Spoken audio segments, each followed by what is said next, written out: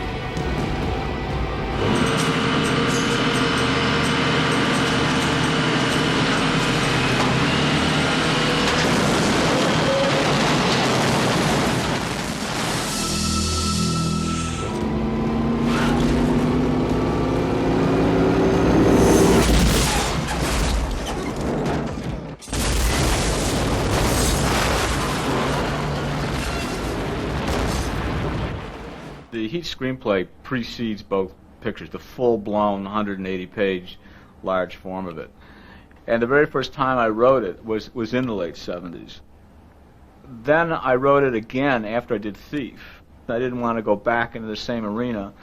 Then in 88 or 89, whenever I shot LA Takedown, I abridged it severely. I abstracted probably something like 110 pages from the 180 pages. LA Takedown was an hour and 40 minutes. Heat's 2 hours and 45 minutes. So it's lacking in the sense that it's not fully developed. I can handle all kinds of things, man. They ain't invented the kind of things I can't handle. Stop talking. Yeah, this works good. I'd consider going again, you know? Yeah, stop talking, okay, Snake? Heat had 6 months of pre-production. It had a 107-day schedule. LA Takedown had 10 days of pre-production and had a 19-day schedule. So time is the biggest determining factor in what you get, time and money. That's what we work with.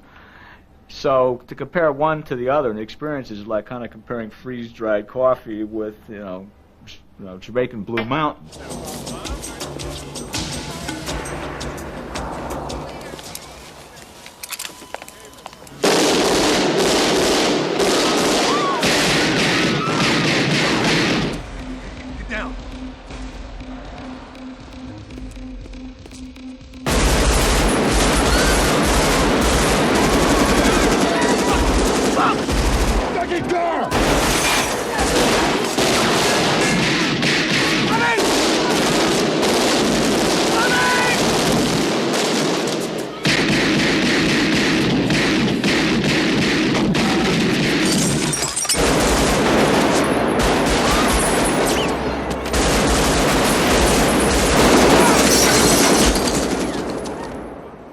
LA Takedown, to me, constitutes something that I'd like to do actually on every film, which is get the chance to shoot a prototype and learn what's wrong and play around with it. And it's very much a fast prototype. LA Takedown was shot in 19 days. Heat was shot in 107 days.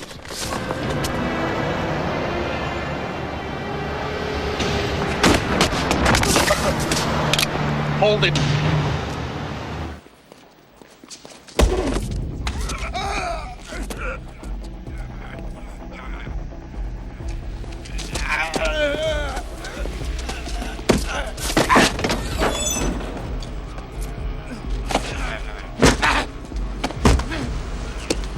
Hold it!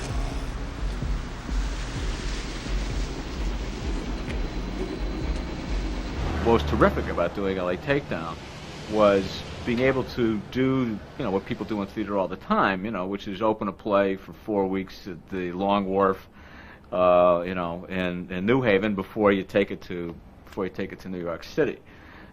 You learn things about it. You get deeper into character. You see where the where the shortfalls were. I didn't plan it to be that way. I didn't think LA Takedown was going to be a prototype. It just happened that it served as a prototype in a way. San Clemente Road, Mimosa. That's what we cut. There's a language of form in our lives, why a Gothic cathedral makes us feel a certain way. This impacts on our brains in certain very specific ways. And that's part of the tool, because these people aren't walking around in a vacuum, they're walking around in rooms and places. And this is a visual medium, not because the actors aren't important, and not because the characters aren't important, just the opposite. They're terribly important. But how we want the audience to feel, how we want to set up their emotions about the place they're in and the space that these people are in, all those things that have become meaningful, dynamic factors in affecting the way audiences think and feel about us in ways that they're not even sure they understand. They see these things. They make these little micro impressions. Morgan's company that deals in paper, dairy, What, cottage stuff? retail Too stores. visible. Too low ball for What the that. hell are they looking at out here? That's what we Next can't door is think. an oil refinery, over there's a scrap yard. Point of view. Refinery only pays by check. No cash around. Same for the scrapyard.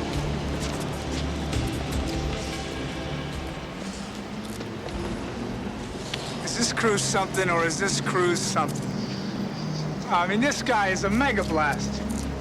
Got an You know what he's idea looking to take down here? what Nothing. they're looking at. You know what he's looking at? I know what he's looking at. Us. You wanna know what they're Police looking at? department. We just got made, okay? What? Us. The LAPD. The police department. We just got made. First time I decided to write it, I was writing television, and I hadn't even directed Jericho Mile yet, so the chance of me directing this was remote. But it was one of those stories that I felt was such a complex fabric that it would have to really be compressed, particularly thematically. Like what's the movie about? What's it really about? I took about 40% of the script and decided to do it as a television movie, just to work with the material, because I was drawn to it. So I wound up doing LA Takedown. It was shot originally, you know, as a pilot possibility of being a television show. The story certainly generally the same, but there's so many other pieces that, you know, you didn't have in LA Takedown that were in Heat that made it a complete film. If I'd gone to television series, it would have been interesting, you know, that'd have been a nice use of the material, but I'd always planned to make a large motion picture out of it. And it was kind of a prototype, because it was a television shooting sketch. I think I shot it in 17, 18 days, so it was kind of a sketch. And then after that, about 2-3 years after that, I was having breakfast with my friend Art Linson, and the subject came up. I said, well, man, you ought to read the whole screenplay, you know, so I gave him the screenplay. And it was absolutely Art who said to me, you're crazy.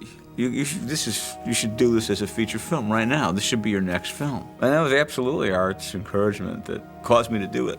I read the script and I went, oh, fantastic, you know, perfect.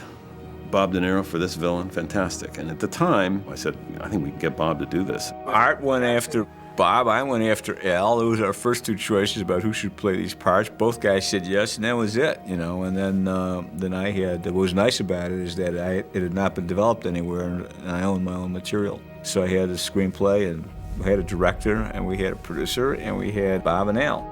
I remember Michael showing me this relatively classic story of a pursuit. I remember thinking when I read it that I thought the part that was right for me was the cop.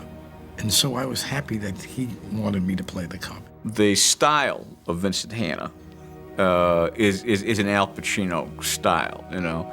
It's more Baroque. The way he works witnesses, the way he works informants, the way he'll disorient the informant he's with, and making sure that the informant is never on terra firma. When Hanna's working with Ricky Harris, he keeps this guy completely off balance on whether he's going to break into song or berate him or why he wasn't there. And that style, that's Al Pacino. Michael's strengths are the fact that in this particular adaptation of his own material, it had depth to the characters. And it's the depth that makes it a classic, not the precise, brilliant shooting and the quote style. I'm not saying style's not part of it, but it's certainly in my place is in second position to the content. And I think the content comes from the writing, and the content comes from the performances. Art Linson gave me the script and said, read this, I think you'll find it interesting. And I just liked it. I came in first in terms of I committed to the project, then it was Al. And if it had been reversed and he said he was doing Neil, I know I would have gone in on it. But I mean, the one scene like the one that Al and I have is a terrifically written scene. I said, it'll be fun to work on this one. The fusion of Robert De Niro and Neil McCauley is so total.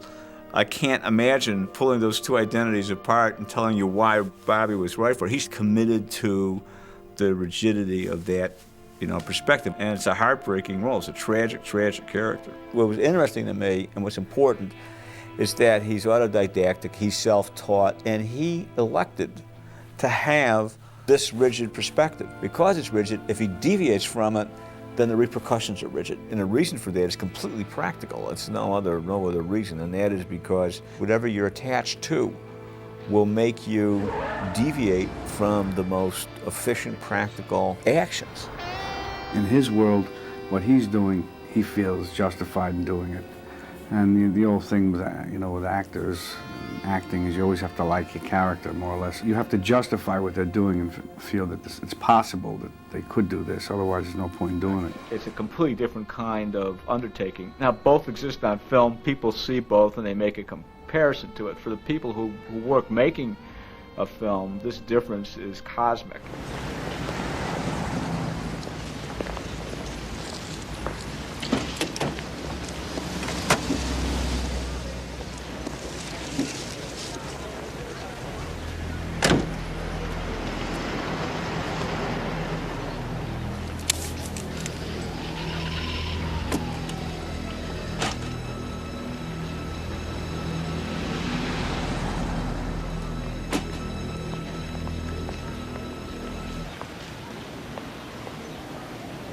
Buy you a cup of coffee.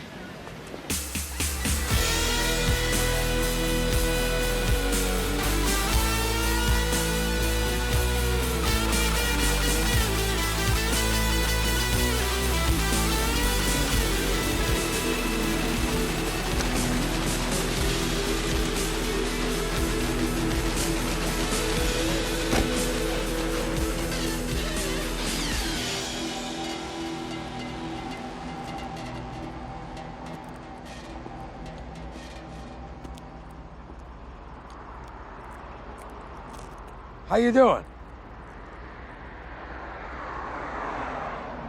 What do you say I buy you a cup of coffee? Yeah, sure, let's go.